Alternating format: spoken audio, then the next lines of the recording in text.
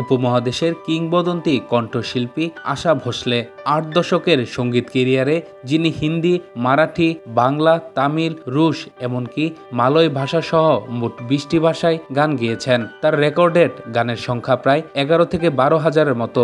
এত শত গানের মধ্যে ঢাকাই সিনেমার গানেও কণ্ঠ দিয়েছিলেন এই সুর সম্রাজ্ঞী। প্রজন্মের পর প্রজন্মকে করেছেন মুগ্ধ। ৮০ দশকে মুক্তিপ্রাপ্ত কয়েকটি বাংলাদেশ ভারতে যৌথ প্রযোজনার চলচ্চিত্রে তার গাওয়া গান আজও সঙ্গীত প্রেমীদের কাছে বিশেষভাবে স্মরণীয় হয়ে আছে। বাংলাদেশ ভারতের যৌথ প্রযোজনায় নির্মিত অবিচার সিনেমায় আশা ভোসলে কণ্ঠ দেন নাগর আমার কাঁচা পিরিত গানে। এই গানে তার সহশিল্পী ছিলেন ভারতের শৈলেন্দ্র সিং। ১৯৮৫ সালে মুক্তিপ্রাপ্ত এই চলচ্চিত্রটি পরিচালনা করেন সৈয়দ হাসান ইমাম ও শক্তি সামন্ত।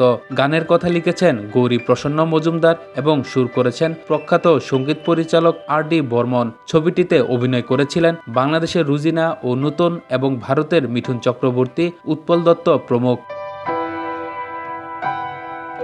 এরপর ১৯৮৬ সালে মুক্তি পাওয়া বিরোধ সিনেমাতেও গান গেয়েছিলেন আশা ভোসলে। প্রমোদ চক্রবর্তীর পরিচালনায় নির্মিত এই সিনেমায় তিনি গেয়েছেন মায়াবী এই নেশায় গানটি। একই ছবিতে তেরে আছলে শিরোনামের আরেকটি গানে কণ্ঠ দিয়েছিলেন তার বড় বোন লতা মঙ্গেশকর। গানগুলোর কথা লিখেছেন গৌরী প্রসন্ন মজুমদার এবং সুর করেছেন R.D. বর্মন। গত শতকের ৫০-এর দশকের শেষ ভাগ থেকে ৭০ ও ৮০ দশক পর্যন্ত ভারতীয় সঙ্গীত জগতে প্রায় অপ্রতিদ্বন্দ্বী অবস্থানে ছিলেন আশা ভোসলে।